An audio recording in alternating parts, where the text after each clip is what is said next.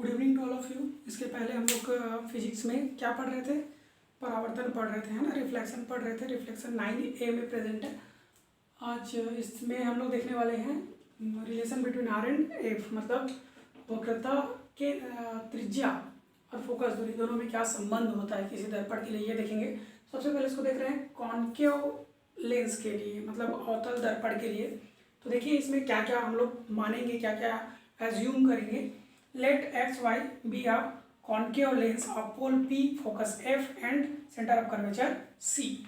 x y क्या है, एक अवतल दर्पण है जिसका ध्रुव P है, फोकस F है, वक्रता केंद्र C है। In which a light ray is incident from A to B parallel to principal axis and which is passes after reflecting which is passes through the focus F।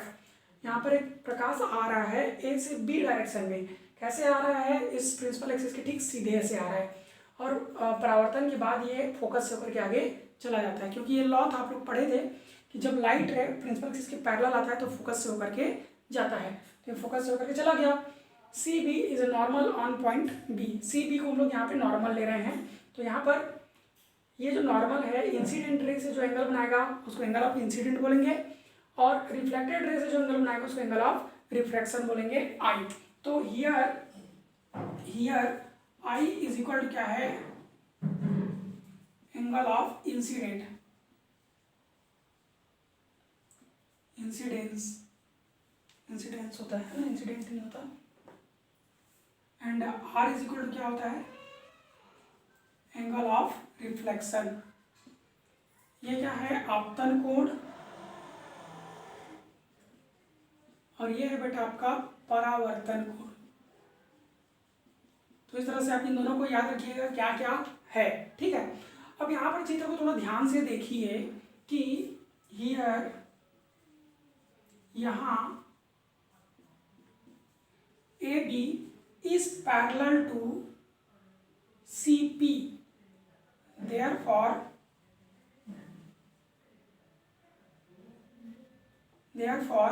Angle A B C is equal to क्या होगा, angle B C F. ये दोनों एक दूसरे के parallel हैं, तो ये अल्टरनेट अपोजिट एंगल होंगे कि नहीं होंगे। तो अल्टरनेट अपोजिट एंगल आपस में क्या होते हैं, इक्वल होते हैं। मतलब ये भी आपका क्या हो गया, आई।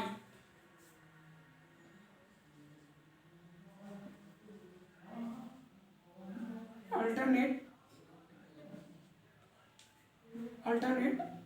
एंगल, ये अल्टरनेट एंगल है, दोनों क्या होंगे, आपस में इक्वल होंगे। ओके, मतलब आगे देख लो, ये अल्टरनेट एंगल हो गए, दोनों इक्वल हो गए, मतलब ये आई और ये भी क्या हो गया आपका, आई हो गया। ये था, समझ में आ गया। नाउ इन ट्राइंगल सी या बी सी एफ, मतलब त्रिभुज बी सी एफ में, इसमें देखिए angle B C F is equal to होगा एंगल सी बी एफ। क्यों, क्योंकि angle of incident are equal to angle of reflection, law of reflection से। प्रकाश परावर्तन के नियम क्या है बेटा, आपतन कोण और परावर्तन कोण सदैव बराबर होते हैं। Angle of incident is always equal to angle of reflection. अब ये क्या है, देखिए तो यहाँ पे बी सी एफ, ये क्या है, आई, और दूसरा क्या था, सी बी एफ, ये क्या है, आर। तो ये दोनों तो हमेशा इक्वल होते हैं, तो ये दोनों क्या होंगे, ऑलवेज इक्वल होंगे। और ये दोनों क्या है, टू एंगल ऑफ ट्राइंगल। जब किसी ट्राइंगल के दो एंगल्स इक्वल होते हैं तो उसके अपोजिट साइड भी क्या होंगे, इक्वल होंगे। सो तो लिख लेना यहाँ पे, इसका अपोजिट साइड, सी का अपोजिट साइड क्या है बेटा, बी एफ, और इसका अपोजिट साइड, बी का अपोजिट साइड क्या है बेटा, सी एफ। दोनों क्या होंगे, आपस में इक्वल हो जाएंगे। ये यहाँ तक आपको समझ में आया। ये लॉ ऑफ रिफ्लेक्शन से हो गया। लॉ ऑफ रिफ्लेक्शन से देखो, इसका वैल्यू क्या है, आई, इसका वैल्यू क्या है, आर। आई आर दोनों इक्वल होते हैं, तो ये दोनों इक्वल हो जाएंगे। आप एक ट्राइंगल के अंदर जब दो एंगल इक्वल होंगे तो उसके अपोजिट साइड भी क्या होंगे, इक्वल होंगे। Opposite side of equal angles are always equal, तो इनके अपोजिट साइड भी इक्वल हो जाएंगे। नाउ इन सीधा सीधा से इफ नेक्स्ट कॉन्सेप्ट लेना aperture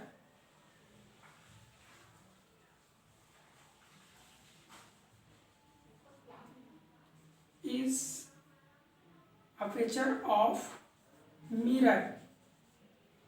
aperture of mirror is small, then मान लो इसका अपर्चर मतलब यहाँ से यहाँ तक का डिस्टेंस क्या है, x से y तक का डिस्टेंस छोटा है, कम है। ऐसे कंडीशन में बेटा पी एफ को हम पी एफ के इक्वल मानते हैं, बी एफ को पी एफ के इक्वल मानते हैं, मतलब यहाँ से यहाँ तक के डिस्टेंस को यहाँ से यहाँ तक के डिस्टेंस के क्या मान लेंगे अपन लोग, इक्वल मान लेंगे। बट यहाँ पर देखिए from equation first B F is equal to C F है, ये क्या आ जाएगा, C F is equal to P F from equation first. समीकरण 1 से ये दोनों क्या हो जाएंगे, कम हो जाएंगे। इसको क्या बोलोगे आप हिंदी में, यदि दर्पण का द्वारक छोटा हो, यदि दर्पण का द्वारक क्या हो, छोटा हो, तो ऐसा लिया जाएगा। अब ये इक्वेशन फर्स्ट से आ गया, C F is equal to P F. इतना समझ में आया।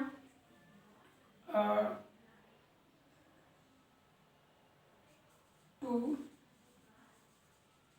Adding P F on both side, दोनों साइड में पी एफ को ऐड कर दो बेटा।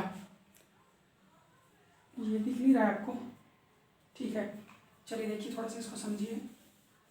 यहाँ से दिख नहीं रहा है ना आपको, तो मैं इसको यहाँ पे समझा रहा हूँ।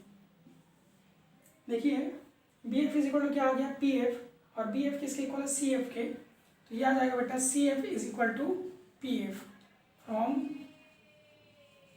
Equation first. ये फर्स्ट इक्वेशन से बी एफ की जगह पे सी एफ यहाँ पे पुट अप कर दिए। To adding P F on both side, इसके दोनों साइड में बेटा हम लोग पी एफ को ऐड कर देते हैं,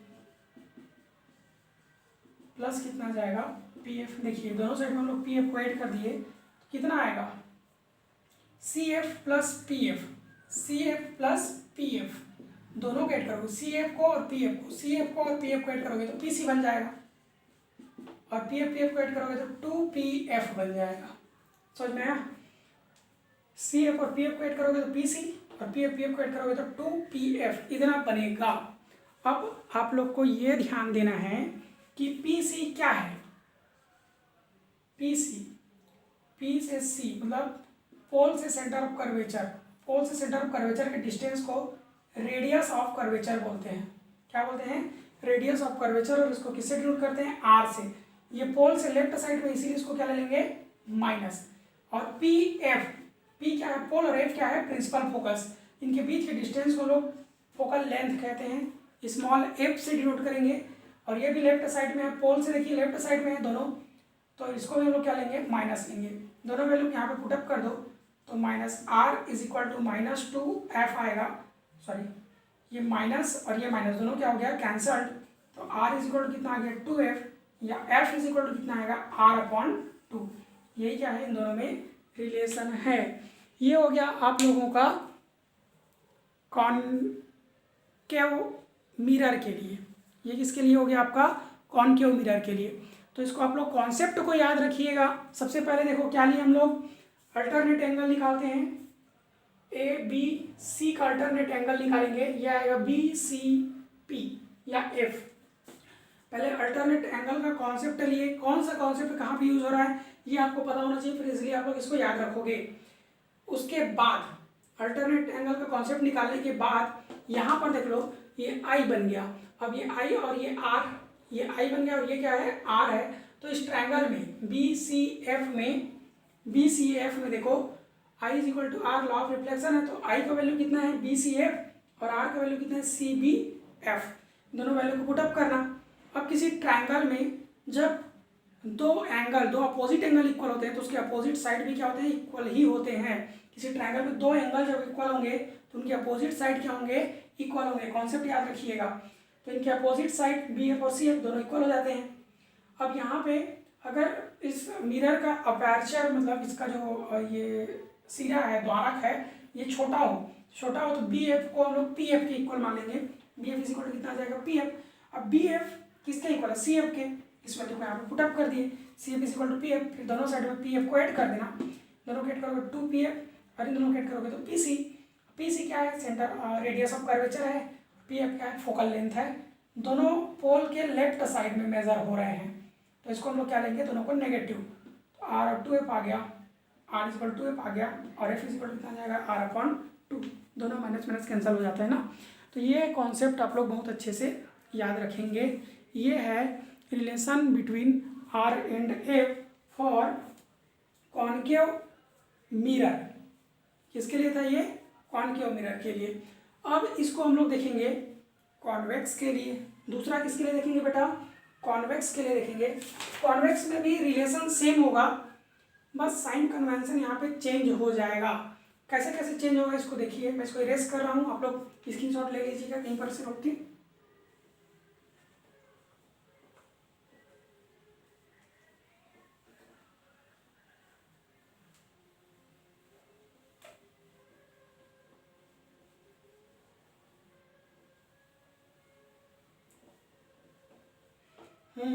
देखिए this is X Y, X Y is a, let X Y be a convex mirror. ये एक्स और ये वाई, ये कॉन्वेक्स मिरर है। आप पोल पी, इसका पोल कितना है, पी है, focus F and centre of curvature is C. इसका सेंटर ऑफ कर्वेचर कितना है, सी है। ये इस पर हम लोग नॉर्मल डाल देते हैं, सी एम, इसका नाम दे दिया मैं M. And a light ray is incident, and a light ray A B is incident on it parallel to principal axis. इस पर एक लाइट रे क्या हुआ, इंसिडेंट हुआ किसके, प्रिंसिपल एक्सिस के पैरेलल, इस टाइप से। And its went toward the B N after reflecting. ये रिफ्लेक्टिंग के बाद बी एन डायरेक्शन में क्या हो गया, चला गया। ठीक है, तो इसको इस तरह से याद रखिएगा। क्या क्या माने देखिए, let X Y be a concave mirror of pole P, focus F and centre of curvature C. इसका पोल पी है, फोकस एफ और सेंटर ऑफ कर्वेचर सी है। A light ray A B is incident on this mirror parallel to principal axis. ये इसके parallel incident होता है। And after reflecting it will be went toward the B N. ये B N direction में क्या हो जाता है, आगे चला जाता है। लेकिन जब इसको पीछे लाते हैं तो ये फोकस पर क्या करता है, इंटरसेक्ट करता है। जब इसको बैकवर्ड ड्रॉ करोगे तो ये कहाँ से पास होगा, फोकस से पास होगा, ये याद रखिएगा आप लोग। अब here C M is normal, C M क्या है यहाँ पे, नॉर्मल है। तो ये जो इंसिडेंट रे है, नॉर्मल के साथ जो एंगल बनाता है उसको एंगल ऑफ इंसिडेंट कहते हैं, और ये रिफ्लेक्टेड रे नॉर्मल से जो एंगल बनाता है उसको एंगल ऑफ रिफ्लेक्शन बोलेंगे। तो ये हो गया एंगल ऑफ इंसिडेंट और एंगल ऑफ रिफ्लेक्शन, ये आपतन कोण और ये क्या हो गया, परावर्तन कोण। इतना आप लोग को समझ में आया होगा, आई होप। याद रखिएगा, हिंदी मीडियम वाले भी याद रखिएगा। एक्स वाई क्या है, एक उत्तल दर्पण है जिसका ध्रुव पी, फोकस एफ और वक्रता केंद्र सी है। इस पर एक प्रकाश किरण मुख्य अक्ष के समांतर ए बी दिशा में आपतित होता है और परावर्तन के बाद बी एन डायरेक्शन में चला जाता है। यहाँ पर बी पर सी एम एक क्या ड्रॉ कर दिए, नॉर्मल ड्रॉ किए। तो यहाँ पे जो एंगल बनेगा वो एंगल ऑफ इंसिडेंट मतलब आपतन कोण, और यहाँ पर जो एंगल बनेगा वो एंगल ऑफ रिफ्लेक्शन मतलब क्या होगा, परावर्तन कोण होगा। ओके, ठीक है, थोड़ा जल्दी हो गया, एक बार और सुन लेना है ना, सुनने में पैसा नहीं लगेगा, दोबारा सुन लेना। तो ये चीज़ें हो गई। अब यहाँ पर देखो बेटा, यार दो चीज़ें हैं, angle A B M is equal to होगा एंगल पी सी बी। ये एंगल और ये एंगल दोनों क्या होगा, इक्वल होगा। अब ये दोनों क्यों एंगल हैं बेटा, करस्पॉन्डिंग एंगल है ना जी। ये दोनों क्या है, करस्पॉन्डिंग एंगल होगा।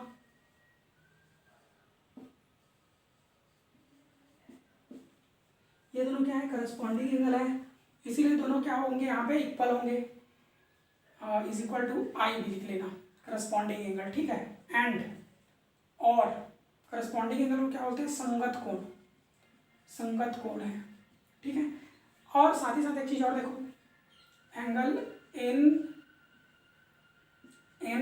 B M is equal to होगा एंगल एफ बी सी, मतलब ये एंगल आर और ये एंगल भी क्या हो जाएगा यहाँ पे आर। ये अब इक्वल क्यों है भाई, इसको भी समझो। तो ये दोनों अपोजिट एंगल है, क्या है, opposite angle.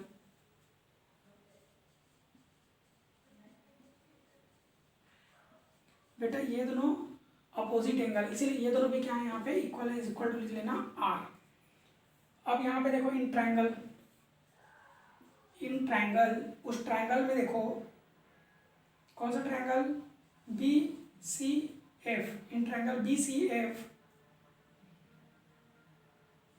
Angle C B F is equal to होगा angle B C F, I is equal to R. Law of reflection, law of reflection से ये दोनों एंगल क्या हो जाएंगे, आपस में इक्वल हो जाएंगे बेटा। B C F is equal to B C B F is equal to B C F, ये एंगल और ये एंगल दोनों क्या है यहाँ पे इक्वल है।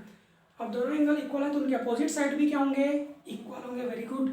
तो इसका अपोजिट साइड ये, मतलब एफ सी, और सी का अपोजिट साइड ये सी, इसका अपोजिट साइड क्या आएगा, ये बी एफ, या एफ बी बोल सकते हो इसको, एफ बी लिख लेना ज़्यादा बेटर है। दोनों क्या होंगे, इक्वल होंगे। इसको इक्वेशन नंबर ले लेना first. If,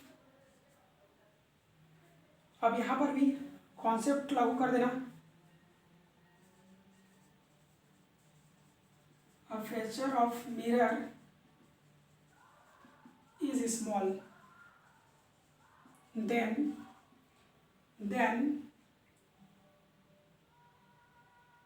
PF is equal to क्या होगा, FB, FB के क्या होता है, इक्वल होता है। अब FB का वैल्यू कितना है, FC है, FB का वैल्यू कितना है, FC है। तो इसको और कैसे लिख सकते हो, PF is equal to FC from equation first. देखो FB किसके इक्वल है, FC के, तो FB के प्लेस पे FC हम लोग पुट अप कर देंगे। ये PF का PF है, यहाँ तक दिख रहा है आप लोग को, दिख रहा है, वेरी गुड। अब आगे हम लोग क्या करेंगे, देखिए, to adding PF on both side, दोनों साइड में PF को ऐड कर दो तो कितना आएगा, PF प्लस PF, यहाँ पर PF इसमें ऐड कर रहे हैं PF को, इधर क्या है FC प्लस PF। देखो दोनों साइड में PF को क्या कर दिए, ऐड कर दिए। PF कितना हो गया, 2PF, और FC प्लस PF, FC यहाँ से यहाँ तक डिस्टेंस, PF मतलब यहाँ से यहाँ तक डिस्टेंस, दोनों को ऐड करोगे तो ये बन जाता है PC। अब here PF is equal to होता है F फोकल लेंथ, और PC इज इक्वल टू होता है R रेडियस ऑफ कर्वेचर। इन दोनों वैल्यू को यहाँ पे पुटअप करें, ये प्लस में होगा बेटा, उसमें माइनस में होता है, इसमें प्लस में होगा। प्लस में क्यों होगा, क्योंकि ये दोनों पोल से राइट साइड में है। इनको यहाँ पे पुटअप करोगे तो 2F इज इक्वल टू कितना आ जाएगा, R, और F इज इक्वल टू आ जाएगा R/2। तो ये दोनों फार्मूले को आप लोग अच्छे से डिराइव कर लोगे। ओके, आई होप ये दोनों फार्मूला आप लोग को अच्छे से समझ में आया होगा। तो इनको आप अच्छे से डिराइव करना, और कल हम लोग नेक्स्ट क्लास देखेंगे, उसमें हम लोग डिराइव करेंगे मिरर मेकर फार्मूला। आप लोग याद रखिएगा, हम लोग नेक्स्ट क्लास में क्या डिराइव करेंगे, मिरर मेकर फार्मूला। और एक चीज़ और, जिसको भी हम लोग नेक्स्ट डे पढ़ने वाले हैं उसको आप लोग एक एक बार पहले से पढ़ करके रख लिया कीजिए, ताकि जब आपको वहाँ पे समझाया जाए, जब आप, क्योंकि ये लाइव क्लास है, ये ऑफलाइन क्लास टाइप से आप लोग को कंप्लीट एक एक तो चीज़ें हम लोग समझा नहीं पाएंगे ना, आप लोग यहाँ पे मेरे से पूछ नहीं पाओगे, क्योंकि मैं यूट्यूब से आप लोग को वीडियो भेज रहा हूँ।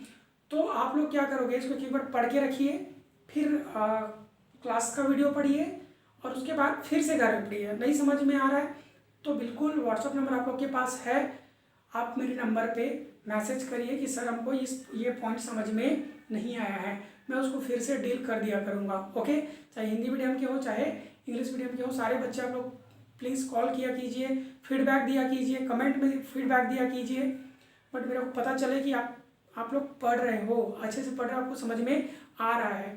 इससे क्या होता है, मोटिवेशन मिलता है खुद को पढ़ने का, और एक तो नया पढ़ाने का एक नया उम्मीद आता है, मन करता है पढ़ाने का।